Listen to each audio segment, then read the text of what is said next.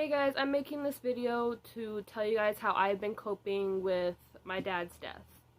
It will be 2 years in December, and let me tell you, a lot of stuff has happened this past 2 years. So, I guess let's get started. So, when I was first told, my mom sat me down and she told me that my dad died. I totally just started crying on the spot. I didn't know what to do. I was freaking out. Because last time I saw him was on Thanksgiving, and he died early mid-December.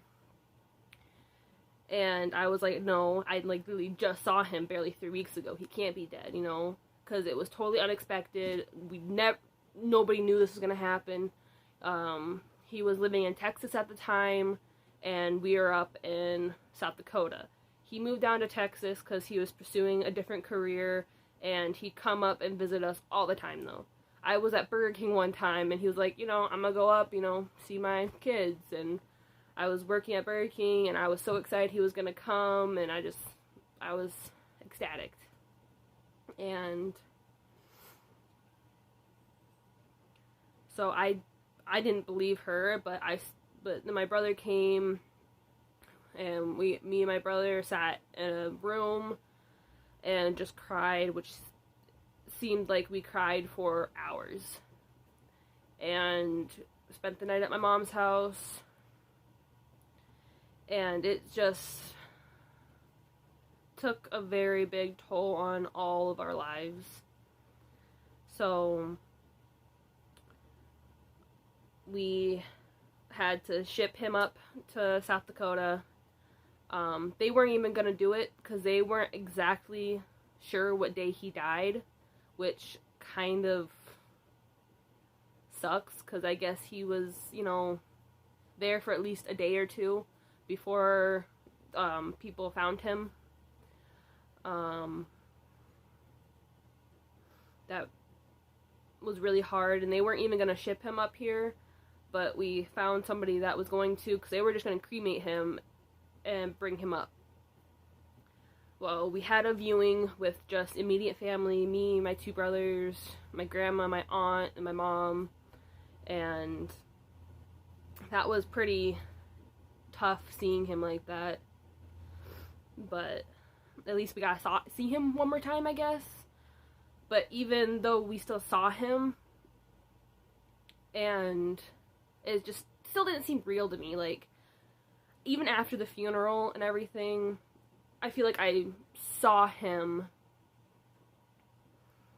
driving another car, or I see him on a bike trail, or I still felt like he was here,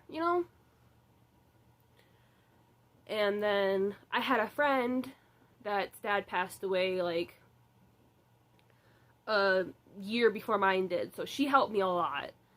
Me and her, how we cope with things is way different from other people. We always said dead dad jokes, which that's not funny, but this is how we coped because he died early in her life too, and then mine died, and I didn't know what to do. I've never been through this before. So she helped me a lot, which was good.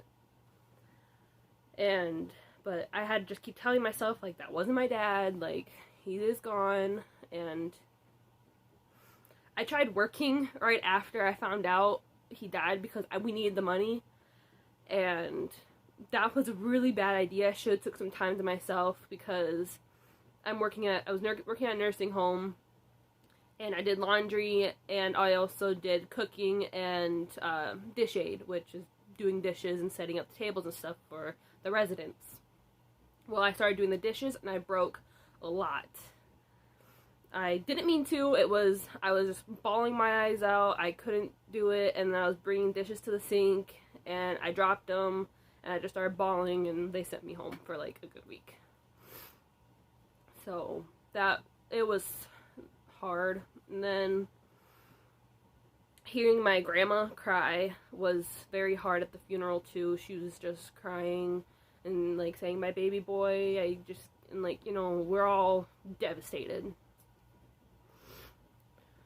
So that was the first 2 weeks of that, was a lot of crying and not believing it. And like to this day, I still feel like I see my dad sometimes. And like for the first like 6 months of after it happening, I had dreams about him getting poisoned or somebody assassinating him, or I felt like somebody did this to him, like this wasn't, you know, an accident. So that was really, really hard. And I just couldn't set my mind that he passed away, and it was nobody's fault. So I just wasn't,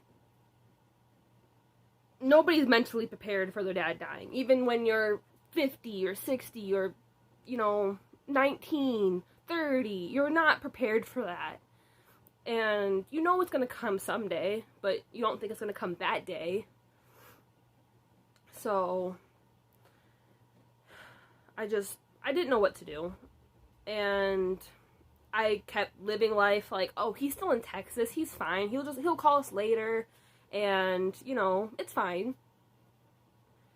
So shortly after he passed, my boyfriend proposed to me, and we set our wedding day. I got my dress, and things were starting to look up a little bit, but I still wish my dad was there so he could see everything that's happening, and, you know, how I have, you know, been pursuing my life, and how things that were happening to me that I never thought would ever happen. And so, and shortly after I got my wedding dress, we booked a place for October 11th, 2020, of course, and freaking all of what's going on this year. And we never thought we would get married in an epidemic. Or pandemic. I don't know. COVID. We never thought we'd get married with COVID going on. But shortly after, we got my wedding dress, we booked the place. Oh, hey, I'm pregnant. So, we got pregnant. I was hoping my wedding dress would fit after all the pregnancy. Luckily, I wasn't a pregnant bride or anything. We had the baby in March of 2020. We got married in October of 2020. So I had a few months to get back into shape and fit into my wedding dress, but thankfully I did. But we had a baby girl, named her Raven. I cried so much that I wish my dad was here, because a few months before he passed, he was telling me that he wanted a granddaughter or a grandson. He wanted to be a grandpa. And I told him, oh, no. I was like, I'm gonna get married first. Like, it's not be for a couple years, you know? But, so, it was really hard that he didn't get to meet her. And what I did is that with my friends or people I know, parents, mostly when their dad passed or something, I envied them, because I'm like, oh, well, he passed when you were older. Like, he met your daughter or son, or he walked you down the aisle, or he passed away when you were older and passed away, like, let's say you were 25. I would have been married, would have had, you know, I would have had Raven, might even have another kid, who knows, because I'm only 21 right now.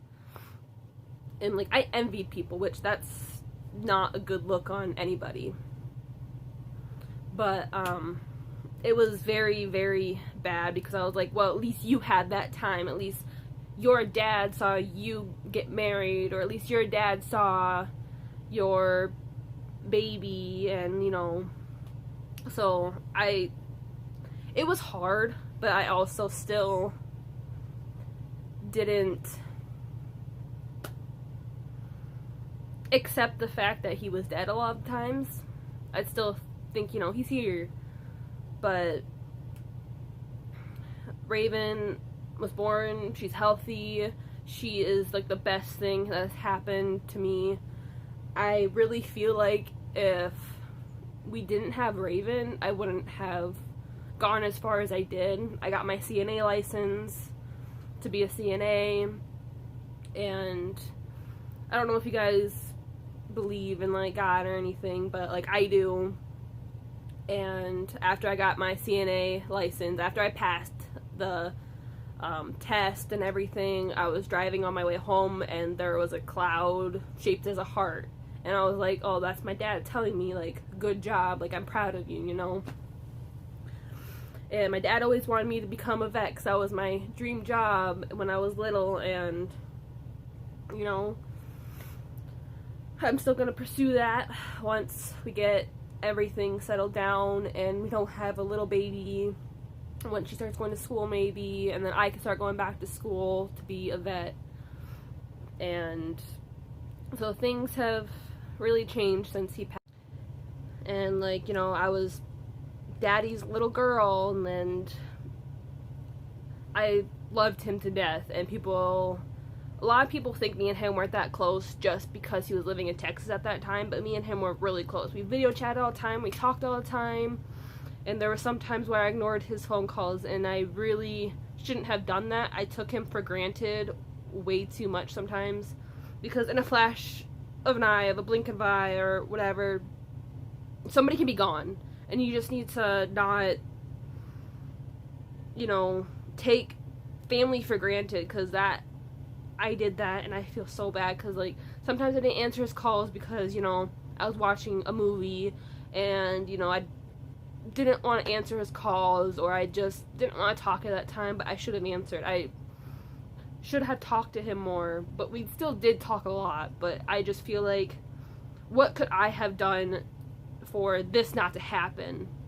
But it's not my fault, but I still feel like sometimes I need to blame somebody, you know, like blame me, blame a random person, like, or blame his girlfriend or ex-girlfriend, or, you know, blame somebody, you know, because this wasn't true, this wasn't real, this wasn't, so it's really hard, you know, but you just gotta calm down and just think of, you know, the positive, that at least I've had him for the 19 years of my life, and he was the best dad that I could ever ask for. And it's just something that you wish could last a lifetime. And he died really young. He died at 44. And it's just really hard. But I just hope this video helps people that have had past. Like, you can relate to me and be like, at least, you know, I'm not the only one feeling this. Like, there's people out there that are feeling the same thing I am feeling, and that is okay. And I got on meds to help with my depression after I had Raven. Like, it just went downhill from there. I had to get on meds, you know. And some people don't like meds. I never did. I never wanted to go on meds, but my husband was like, you need to get on meds. Like, it is a really good thing that he pressured me, or didn't really pressure me, but, you know, helped me, you know, get help, you know. And those meds have been helping a lot. I don't think that everybody's gonna die on me, and I have people in my life that are gonna help me through everything that we need to get help with, and it's a good thing that I have these people, because they help me a lot, and I love every single one of them, and I thank the Lord every single day that I have them. But I hope this helps some of you guys, or at least know that somebody else is feeling the same way that you are feeling.